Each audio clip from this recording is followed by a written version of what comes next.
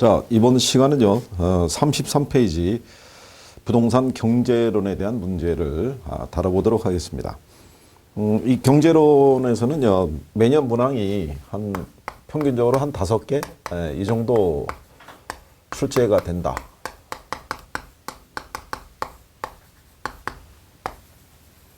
그래서 기본적으로 우리가 이제, 이론 이제 공부할 때 배우셨지만, 수요와 공급의 어떤 이제 기초 개념, 그 다음에 이제 얘네에 대한 어떤 이제 변화, 요인, 이런 것들을, 그 다음에 이제 수요와 공급의 균형, 그 다음에 이제 수요와 공급의 탄력성, 그 다음에 이제 경기 변동. 자, 이런 식으로 이제 언급이 되어 있는데, 요 수요 공급의 기초 관계에서는요, 수요의 어떤 이제 수요 공급의 성격, 그 다음에 수요 또는 공급하고요, 그 다음에 수요량, 그 다음에 공급량의 변화, 이건 이제 구별할 수 있어야 되고요. 요건 이제 기본적으로 활용을 잘 해주니까 이것도 정리하셔야 되겠고, 그러니까 이제 가격이 변할 때, 다른 조건이 일정하고 가격이 변할 때 어떻게 움직이느냐, 그 변화가 곡선에서의 이동으로 이제 변화가 되느냐, 곡선 자체가 이동하느냐, 뭐 요 자체는 이제 구별하는 게 필요하죠. 그 다음에 이제 요 변화 요인 관계를 잘 물어보는데, 요 중에서 수요 측면에서는 특히 대체제하고 보완제 관계가 이거 잘 물어보니까 이 성격은 반드시 구별을 또 해두셔야 돼요. 그죠? 그 다음에 이제 공급은 주로 이 생산 요소 가격에 대한 변화, 이런 거 이제 문항으로 줄 수 있어요. 그러니까 이제 예를 들어서 뭐 토지, 자본, 노동, 뭐 이런 식으로 해서 그 변화를 유도할 수 있는데, 특히 수요 측면에서는 요거 이제 잘 주고요. 공급은 이제 요걸 이제 요인으로 잘 주는데, 요 중에서 이제 공통적으로 여러분들이 이제 구별하셔야 될 게, 어떤 조건이 이제 요인이 변하면 수요 곡선이나 공급 곡선이 우측 또는 좌측으로 이동하느냐, 요거는 이제 여러분들이 한 번씩은 구별이 되는지를 확인을 해 보셔야 돼요. 그죠? 그 다음에 이제 요 균형에 대한 부분이 있는데, 여기서 이제, 균형 가격과 그 다음에 이제 균형량의 계산을 물어볼 수가 있어요. 계산 문제가. 그 다음에 이제 균형의 이동이죠. 그걸 안 물어보면. 결국은 낼 수 있는 게 이거 두 가지 측면이라고 보시면 돼요. 그럼 만약에 계산을 내가 힘들어서 버리겠다. 그러면 균형의 이동 정도는 할 수 있어야 돼요. 그죠? 우리가 이제 수요 공급의 4원칙을 기준으로 해가지고, 초과 수요냐 초과 공급이냐에 따라서 가격이 상승하거나 또는 하락할 수 있다는 거, 그런 걸 기초로 해서 정리가 가능하셔야 된다는 얘기죠. 그래서 문제 풀면서 우리가 한번 또 다뤄보고요. 그 다음에 이제 요 탄력성에 대한 것도요, 요 탄력성에 대한 계산 문제가 이제 언급이 될 수 있고, 그 다음에 이제 탄력성에 대한 어떤 예를 들어서 개념, 뭐 이런 것 등을 이제 우리가 물어볼 수 있는데, 근래 보면 요 계산 논리가 이제 자주 떨어져요. 그러니까 역시 이 계산에 대한 관계가 기본적으로 좀 어떻게 될 수 있느냐, 그런 거 한번 체킹해 보시고, 너무 어렵다, 뭐 이런 거 생각하지 마시고, 탄력적이냐 비탄력적이냐에 대한 어떤 이제 그 반응에 대한 거, 그런 거 좀 구별할 수 있어야 돼요. 비탄력적일 때, 그 다음에 탄력적일 때. 자, 이것도 이제 우리가 문제 풀면서 이제 해소해야 될 부분이고요. 그 다음에 이제 경기 변동에서는 하나 이제 언급이 될 수 있는데, 요게 이제 부동산 경기 변동에 대한 뭐 예를 들어서 뭐 특성, 특징, 그 다음에 순환 국면별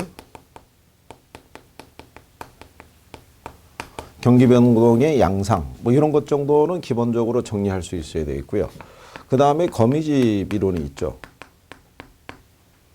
여기서는 이제 근래 많이 나오는 게 균형 조건을 기초로 해서 물어보는 거니까, 수렴형이 되느냐, 발산형이 되느냐, 순환형이 되느냐, 이런 것들은 기본적으로 내가 정리가 되고 있는지, 그죠? 그래서 여기에 기초한 것들이 문제로 나왔을 때 내가 풀어갈 수 있는지, 그런 것들을 점검을 하시고, 틀린 파트라든가 이게 무슨 말인지 이해가 안 되면 그런 것도 질문을 해주시고 강의 내용을 들으면서 기본서 우리가 강의했던 내용과 문제 푸는 내용을 서로 이렇게 크로스로 체킹하시면서 정리를 할 수 있으셔야 돼요. 여기서 한 5개 나오면요. 여러분들은 3문제 이상은 무조건 맞출 수 있어요. 계산 이런 거를 버리더라도 왜 기본적인 내용을 물어보니까. 자, 그러면 33페이지에 1번 문제를 우리가 이제 살펴보자고요. 뭐를 물어봤냐면 부동산 수요에 대해서 물어봤어요. 근데 이제 얘를 물어볼 때, 자, 수요의 어떤 이제 성격도 물어볼 수가 있고요.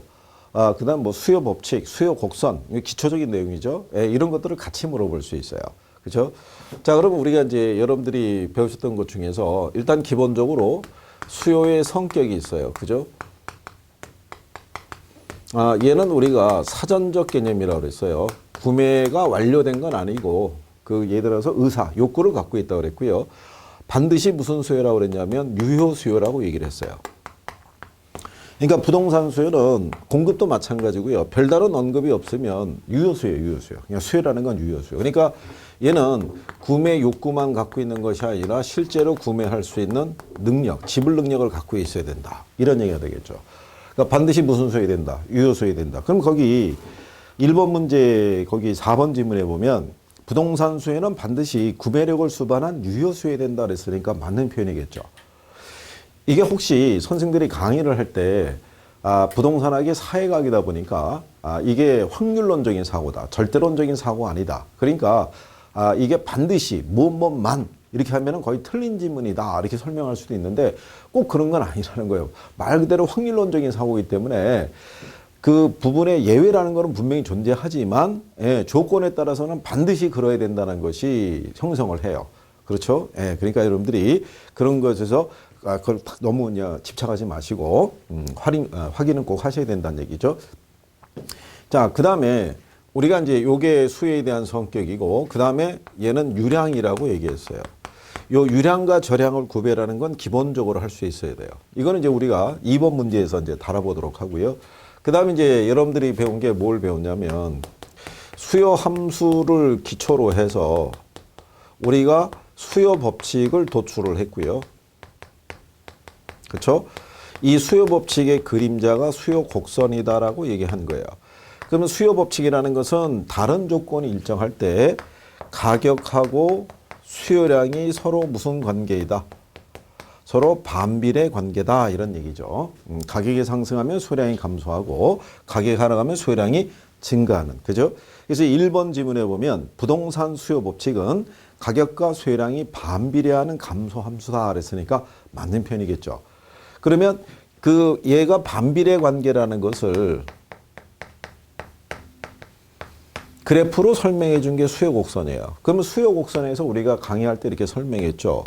곡선을 그릴 때 여기 있는 거는 2차원만 표시할 수 있으니까 종축에는 가격, 여기는 수요량 이렇게만 표시할 수 있다 그랬어요. 그래서 수요 곡선을 우리가 이렇게 그릴 때 기울기가 우하향하잖아요. 이건 오로지 가격과 무슨 관계, 수요량과의 관계를 그림으로 표시를 해준 거예요. 그죠? 그래서 거기 2번 지문에 보면 수요 곡선은 단위당 임대료와 수요량과의 관계를 나타내고 수요 곡선을 뭘 한다? 우하향한다. 그렇죠? 그러니까 이런 것도 기본적으로 지문 활용을 할 수 있어요. 기초 개념을 물어볼 때. 자, 공급은 우상향이죠. 근데 얘는 우하향인 거죠. 그러니까 그거 여러분들이 구별할 수 있어야겠고. 그 다음에 이제 우리가 기초 개념에서 가장 잘 물어보는 것 중에 하나가 수요하고 수요량의 변화. 이거를 구별을 할 수 있으면 공급하고 공급량의 변화도 구별할 수가 있죠. 그러니까 우리가 여러분들이 자, 수요량의 변화가 유도가 되든 수요의 변화가 유도가 되든 양이 변하는 건 똑같다고 그랬어요. 그죠?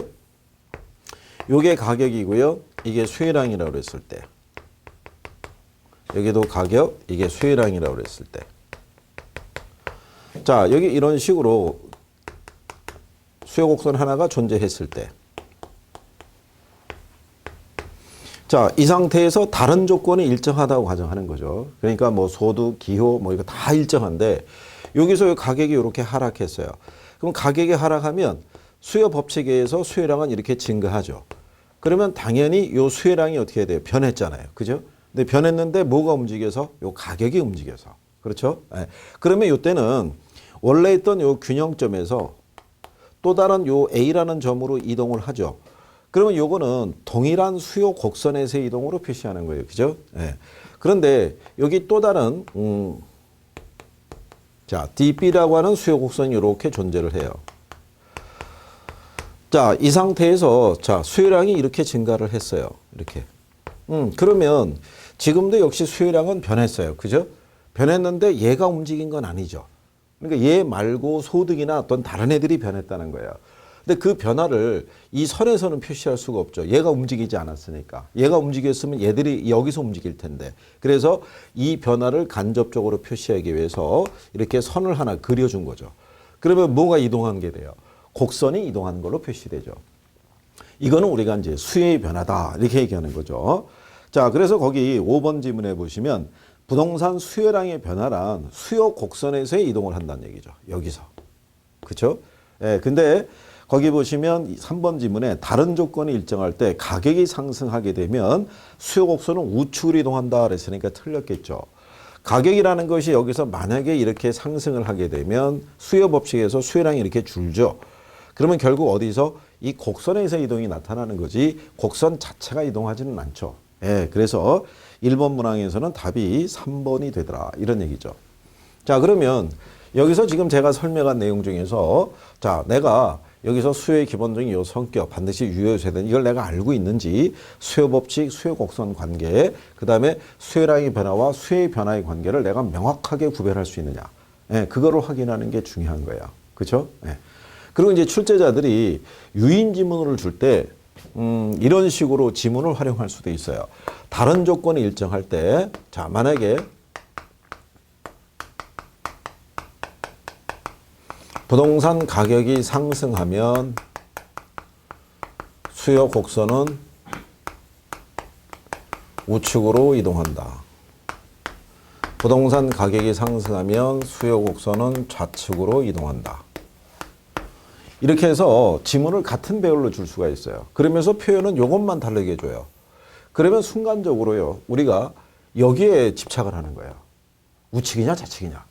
야, 가격이 상승하면 수요량이 줄어든다고 그랬어. 그러면 좌측으로 가야겠지? 그럼 얘가 맞고 얘가 틀리는 거네? 이러면 안 된다는 거죠. 요건이 지금 뭐가 움직인 거예요? 가격이 움직인 거죠. 가격이 움직였으면은 곡선에서 이 곡선 자체가 이동하지 않고 곡선에서의 이동으로 유발이 되죠. 그러면서 문제는 올바른 것을 구하라고 얘기를 해요. 옳은 것을. 그러면 우리는 답은 한 3번이나 이 밑에 주는 거죠.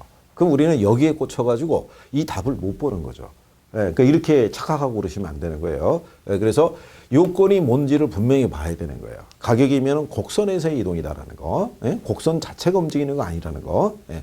공급도 마찬가지니까 예, 그런 데만 속지 않도록 유념하시면 돼요. 그렇죠? 예. 자, 그 다음에 2번 문제를 가시면 유량하고 이제 저량에 대한 것이 있어요. 그죠?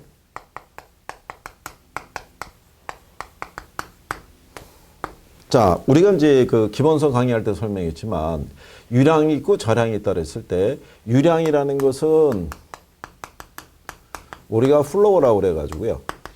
얘는 일정 기간이 명시돼야지만 그 의미를 분명히 할 수 있어요. 그래서 우리가 지난번에 이렇게 했었죠.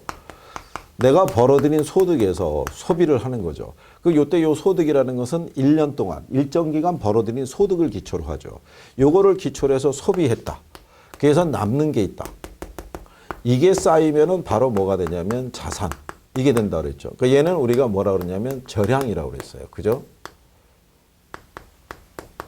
그러니까 얘는 일정 시점이 주어져야지만 측정이 가능한 애들이에요. 그죠? 그러니까 소득과 소비는 유량이지만 자산은 뭐가 된다? 저량. 이렇게 얘기했었어요. 그러면 소득에서 소비 빼고 남는 게 마이너스다. 이게 계속 쌓이면 부채가 된다. 그러니까 얘네들은 다 뭐가 된다? 쌓인 개념이죠. 그러니까 저량 개념이에요.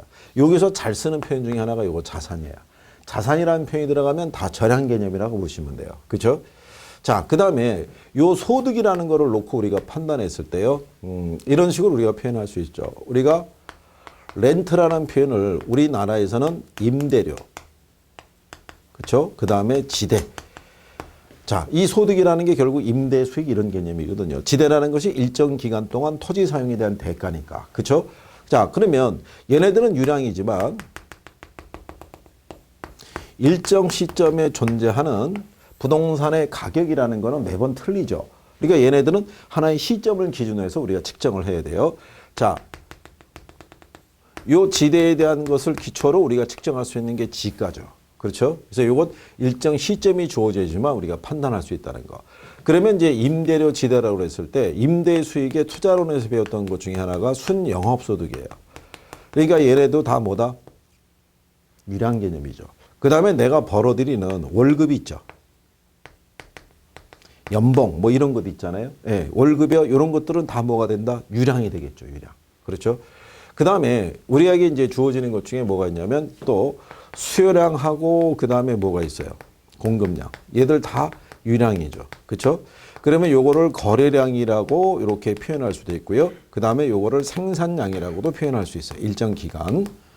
그러니까 이런 것들을 기초로 해서 이제 구별이 필요한 거죠. 그 다음에 이제 절약 개념에서 많이 쓰는 것 중에 하나가 뭐 많이 쓰냐면요. 재고. 주택 재고. 그 다음에 도시 인구. 그죠? 만약에 서울시 인구가 한 1000만이라는 것은요. 지난 한번 3년 사이에 모여들어서 1000만이 된 건 아니죠. 과거로부터 지금까지 우리가 시에 들어왔다 나갔다가 이렇게 인구 이동을 다 감안하고 현재 존재하는 인구가 얼마냐. 이걸 판단할 때는 다 이렇게 절약 개념을 써야 된다는 얘기죠. 그래서 요 중에서 특히 자주 쓰는 게요. 자산, 그 다음에 재고, 도시인구. 요거 세 가지는 기본적으로 절약이라는 거는 숙지를 하고 들어가야 돼요. 유량과 절약을 구별하는 변수를 제시를 할 때요.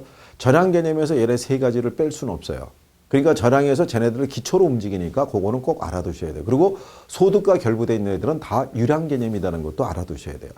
그래서 여러분들이 거기 2번 문제 보시면 자, 절약은 일정한 기간을 정해야 측정이 가능하다 그랬으니까 틀렸죠. 이건 절약이 아니라 유량이죠. 이번 지문은 일정 시점에서만 측정이 가능하다는 것은 유량이 아니라 절약이죠. 그러니까 1번과 2번의 개념을 바꿔버린 거예요. 그러면서 3번 지문을 갔더니 유량의 예로는 재고량, 투자회사의 자산가치 이렇게 돼 있잖아요. 그러니까 자산, 재고 다 뭐라고 그랬어요? 절약이라고 그랬죠. 근데 4번에 갔더니 절약의 예로는 주택 거래량, 신규 주택 공급량, 이런 것들이죠. 그러니까 수요량 공급량을 명시한 거니까 역시 3번과 4번을 바꿔버린 거죠. 그렇죠? 자, 그런데 5번 지문에 갔더니 만약 현재 우리나라에 총 1,500만 채의 주택이 존재하고 그중에 100만 채가 공가로 남아있다면 현재 주택 절약의 수요량은 1,400만 채가 되겠죠. 그러면 여기서 이제 여러분들이 주택시장 분석에 가서도 다시 한번 언급을 해드리겠으나 이런 내용이죠. 주택 절약이 있었을 때요. 요 절약의 공급량이라는 게 있고요. 이 절약의 수요량이라는 게 있는 거죠. 그렇죠? 요거는 일정 시점에 시장에 존재하는 주택 총량을 가리키겠죠. 요거는 일정 시점에 사람들이 뭘 하겠어요? 현재 보유하고 있는 양을 가리키는 거죠. 자, 그러니까 1,500만 채가 현재 존재하고 있으니까 걔가 뭐가 되겠어요? 절약의 공급량이 되겠죠. 그런데 항상 일정 시점에 존재하는 절약의 공급량과 수요량은 일치하기는 어렵겠죠. 공급된 양과 사람들이 보유한 게 딱 100% 맞아떨어질 수는 없죠. 어쨌든 공가라는 것이 존재하게 되니까요. 그러니까 여기서 1,500만 채가 있는데 그중에 공가가 100만 채가 있으니까 현재 사람들이 소유하고 있는 것은 보유하고 있는 것은 1,400만 채 이렇게 되겠죠. 그래서 이 절약의 공급량과 수요량 그런 개념도 정리는 해 두셔야 돼요. 그래서 2번 문항에서는 답이 5번. 그래서 기출에서 이제 이렇게 물어본 거예요. 그죠? 개념 알고 있느냐. 근데 이제 뒤에 가셨더니 자, 문제 3번에 절약 경제 변수는 몇 개냐 이렇게 물어본 거예요. 24회 때. 그 우리 무엇 먼저 찾아야 돼요? 재고, 자산, 인구. 그러면 자, 재고, 자산, 인구 다 들어가 있죠. 근데 거기에 보면은 임대료 수입, 우리가 소득과 결부되어 있는 거는 다 뭐라고 그랬어요? 유량이라고 그랬죠. 임대료 수입, 근로자의 임금, 신규주택 공급량. 그러니까 얘네들은 다 유량이잖아요. 그러면 절약 경제 변수는 몇 개다? 3개죠. 그러니까 요거는 딱 6개 정도 이렇게 주잖아요. 요거 변수를 많이 주더라도 6개, 최대한 8개 이렇게 주더라도 여기 있는 절량에 대한 요 3가지는 빼놓을 수가 없어요. 그러니까 걔네들을 항상 기초로 정리를 해 두셔야 되는 거죠. 무슨 말씀인지 아시겠죠? 예, 그래서 그런 내용을 확인하는 게 필요하다는 거. 그 다음에 4번 문제는요. 자, 그 부동산 수요에 관한 설명 중에서 맞는 거를 물어봤어요. 자, 우리가 앞에서 배운 거를 다시 확인하는데 5번 지문에 가면 다른 조건이 일정할 때 가격이 상승하면 수요 곡선이 이동한다 그랬으니까 틀린 거죠. 우리가 수요량의 변화하고 수요의 변화에 대해서 한 거죠. 그죠? 뭐가 변할 때? 가격이 변하면 어디서? 곡선에서. 그죠? 가격 이외의 요인이 변했을 때 이 곡선이 이동하는 거죠. 예, 그래서 5번은 그래서 틀렸다는 거고요.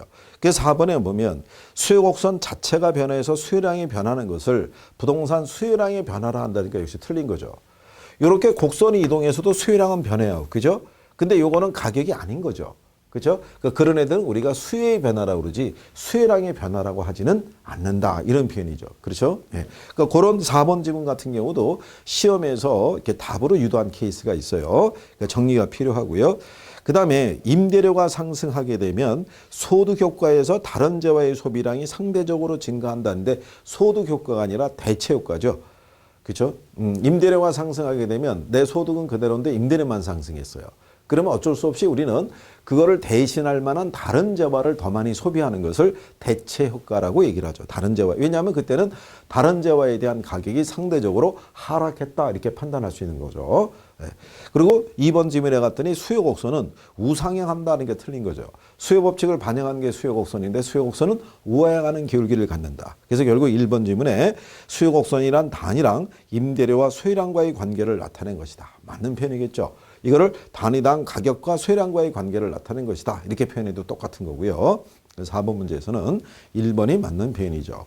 자, 그 다음에 5번 그 지문을 문제를 가보시게 되면 어떤 지역의 수요를 증가시킬 수 있는 요인을 물어봤어요. 그러면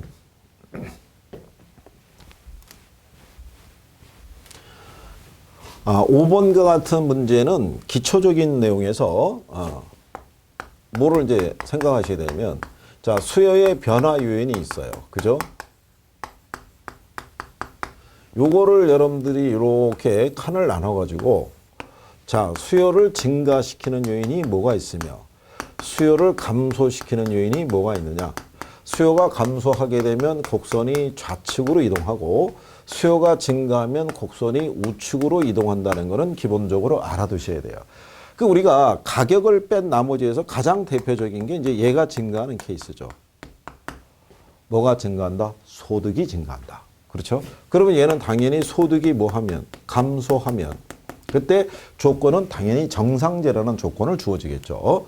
그렇죠? 그러니까 이제 요거 이제 기본적으로 해줘야 되고. 관련재에 대한 부분에서는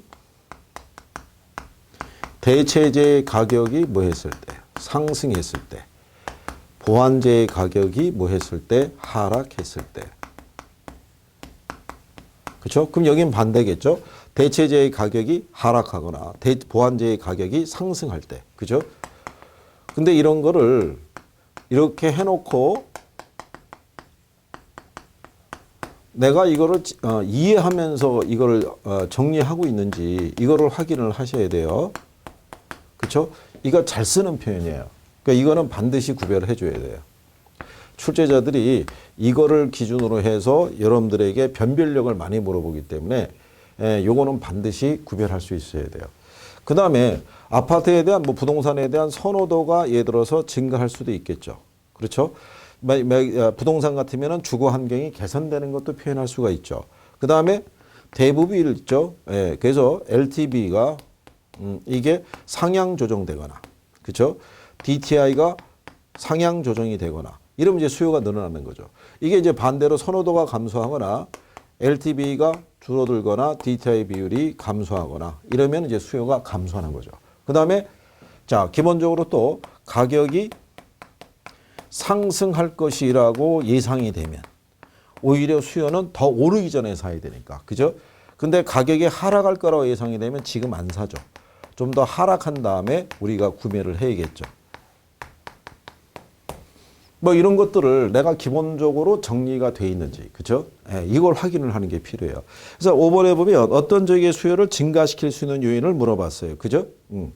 거기 봤더니 1번에 주택담보대출금리가 상승하게 되면 수요는 주담대라고 그랬어요. 그죠? 공급할 때 뭐 시장 이자를 얘기하지만, 자, 얘가 상승하니까 당연히 수요가 줄죠. 가구소득이 감소하는 것도 마찬가지죠. 그렇죠? 예, 그 다음에 보완제 가격이 상승하게 돼도 수요는 감소하죠. 두 개의 재화를 같이 써야 되는데, 그죠? 그러니까 우리가 지난번에 바늘과 실의 관계 얘기했었어요. 그죠? 자, 바늘 가격이 상승해서 바늘 수요가 줄어요. 그러면 바늘을 안 사는 사람이 실도 사겠냐 이거죠. 실도 당연히 안 사겠죠. 그죠? 그러니까 보완제 가격이 상승하게 되면 당연히 당해재화의 수요도 감소하는 거예요. 그죠? 4번의 목재 가격이라는 거는요. 이거는 공급 측면의 얘기죠. 생산 요소 가격이니까. 그래서 2번에 대체재 가격이 상승하면 당해재화의 수요가 늘어나는 거죠. 그죠? 예. 우리가 만약에 빌라가 당해재화고요. 아파트가 대체재라고 가정할 때. 그죠? 아파트 가격이 상승하면 사람들은 얘하고 효용이 같으니까 아파트의 소비를 줄이는 대신에 빌라의 소비를 늘리는 선택을 하겠죠. 그래서 그거를 기본적으로 여러분들이 정리가 또 돼 있어야 되겠고요. 그 다음에 이제 옆에 가면 문제 6번이 있어요. 자, 이런 식의 패턴으로도 출제를 해줘요. 자, 그러면 우리가 대체재 관계하고 보완재 관계는 많이 활용한다 그랬잖아요. 그죠? 거기 보시면, 자, A 부동산 가격이 5%가 뭐 했다는 거예요? 상승한 거죠. 그죠?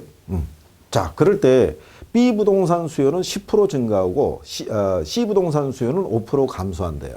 그리고 여기서 나눴을 때, 자, 보시면, 자, B 부동산 수요는 얘는 10%가 증가하고, 자, C 부동산 수요는 거꾸로 5%가 감소한다는 얘기죠.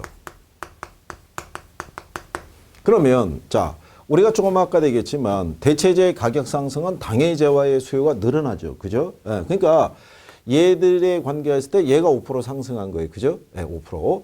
그러면 상대적으로 얘에 대한 수요량은 줄겠죠. 근데 얘하고 대체 관계에 있는 B 부동산 수요는 당연히 증가하겠죠. 근데 우리가 보완재는 뭐라고 그랬어요? 얘가 가격이 비싸지면 얘의 수요량이 줄어들지만 같이 수요량이 줄어드는 애는 뭐라고 그랬어요? 그럼 보완재다 이렇게 얘기한 거죠. 그래서 간단하게 A하고 B의 관계는 대체재. 그죠? A와 C의 관계는 뭐다? 보완재. 그러니까 이거는 거의 맞추라고 주어진 거죠. 그러니까 이게 우리가 조금 아까 박스에다 그려드렸던 내용을 그대로 정리해 둔 거예요. 그죠? 그러니까 우리가 뭐라고 그랬냐면요. 당해 제어가 있고 무슨 제어가 있다. 관련 제어가 있다라고 얘기를 했어요. 그죠? 그러면 우리가 이런 식으로 이제 생각을 해보는 거죠. 자, 만약에 아파트가 있고 빌라가 있을 때. 그죠? 얘하고는 서로 효용이 같은 대체재예요. 대체관계. 근데 아파트 가격이 만약에 상승하면 아파트에 대한 수요량은 당연히 어떻게 돼요? 줄어들겠죠. 근데 상대적으로 빌라는 예보에 비해서는 효용이 같은데 가격이 싸진 효과가 발생하죠. 그러니까 빌라에 대한 수요량이 어떻게 돼요? 증가하겠죠. 그렇죠? 네, 그러면서 빌라 가격도 상승하겠죠. 그래서 대체재는요, 이렇게 가격의 움직임이 같은 거예요. 그렇죠? 그러면 지금 얘기한 대로 보완재 같은 경우는 얘기가 틀려지죠. 자, 우리가 얘기한 대로 바늘이 있고 실이 있다 그랬을 때 바늘 가격이 상승해요. 그러면 바늘 수요량이 줄죠. 그렇죠? 네, 그럼 바늘 안 사는 사람이 실도 사겠냐는 거죠. 그러면 실 수요량은 어떻게 돼요? 감소하겠죠. 그러면 실 가격은 어떻게 돼요? 떨어지겠죠. 그래서 보완재는 가격의 움직임은 서로 다르지만 양의 움직임이 같아요. 그래서 왜냐하면 보완재는 얘네들을 같이 결합해서 사용을 해야 되니까. 그래서 대체재 보완재 관계는요, 그건 반드시 구별을 해줄 수 있어야 되는 거예요. 무슨 얘기인지 아시겠죠? 네, 그래서 거기에 대한 것을 내가 이해할 수 있느냐가 관건인 거예요. 왜냐하면 대체재 보완재 관계는요, 문장의 표현을 여러 가지로 다양하게 해줄 수가 있어요. 이게 지금 우리가 얘가 상승인데 얘가 하락하는 걸로 바꿔줄 수도 있다는 얘기죠. 그럼 반대가 나온단 말이에요. 그죠? 그러니까 그거 내가 이해가 되는지 분명히 정리해 두셔야 되는 거예요. 그죠? 그 다음에 이제 7번에 가시면 수에 관한 설명으로 틀린 거 이렇게 물어봤을 때요. 자, 거기 보시면 정부가 그 틀린 걸 물어봤을 때, 뭐 이거는 내용 자체가 별로 어려운 건 없는데 주택보조금 지급하면 실질소득의 증가로 인해서 수요 곡선은 우측으로 이동하죠. 그러니까 내 월급이 소득이 진짜 늘어난 게 아니라 보조금 받은 것만큼 여력이 생긴 거죠. 소득의 증가는 수요 곡선을 우측으로 이동시키죠. 또 주택담보대출금리가 인상이 되면 수요가 감소해서 곡선은 좌측으로. 4번에 가면 실질소득이 감소하면 수요의 감소로 수요 곡선은 좌측으로 이동하는데 5번에 보면 향후 부동산 가격 상승이 예상이 되면 수요 곡선은 좌측으로 이동한다니까 틀렸겠죠. 자, 앞으로 가격이 올라갈 거라고 예상이 되면요. 사람들은 더 오르기 전에 사둬야 된다는 심리가 작용을 하죠. 그렇죠? 예, 그래서 답은 5번이 되더라. 이런 식으로 여러분들이 구별할 수 있으시면 되겠고요. 그 다음에 자 8번에 대한 거는 우리가 틀린 거를 물어봤으니까 간단하게 4번 지문에 보면 부동산 수요와 공급 간에 일정한 시차가 존재해서 일반 상품보다 수요 이동이 원활하다 그랬으니까 틀렸다는 얘기죠.